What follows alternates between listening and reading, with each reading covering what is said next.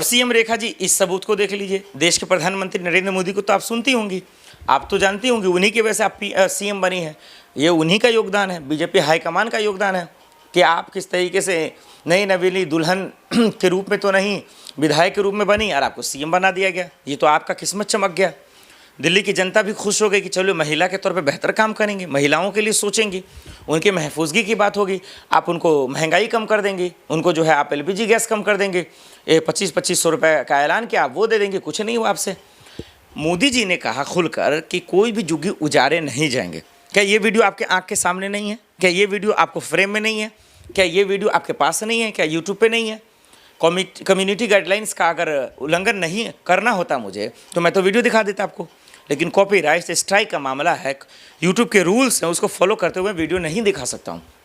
लेकिन मोदी जी ने कहा था कि नहीं कहा था दर्शकों, साफ शब्दों में उन्होंने कहा था कि दिल्ली वालों चिंता करने की ज़रूरत नहीं है, घबराने की ज़रूरत नहीं है, परेशान होने की ज़रूरत नहीं है, एक भी झुग्गी नहीं उजाड़ी जाएगी, एक भी झुग्गी नहीं उजाड़ा जाएगा, सबको फ्लैट्स दिए जाएंगे, सबको घर दिए जाएंगे, मकान दिए जाएंगे। आज देखिए किसी के पास कुछ नहीं है, आए दिन घर उजाड़ दे रहे हैं। भाई योगी जी का राज है क्या, या योगी जी के रास्ते पे चलना है?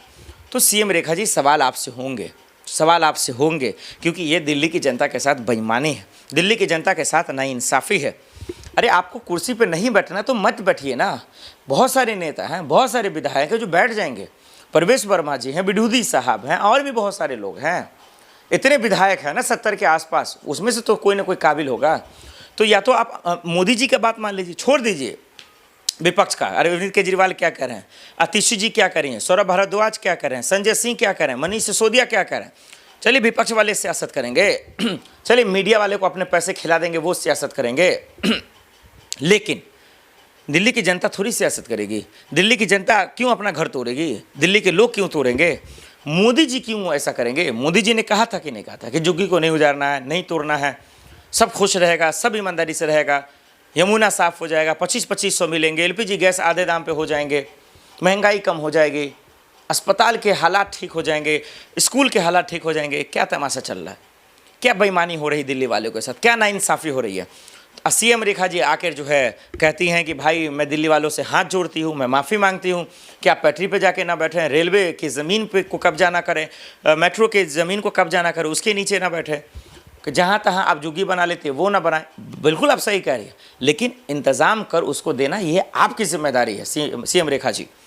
ये बात आपको समझना पड़ेगा। ये बात कोर्ट आपको 1000 बार लाख बार कह चुका है, न्यायपालिका कह चुका है, लेकिन कुछ सुना ही नहीं। आपको डर ही नहीं लगता? पता नहीं कि आप लोग सीएम कुर्सी पर ना बैठ गए, यूं माने खुदा बन गए।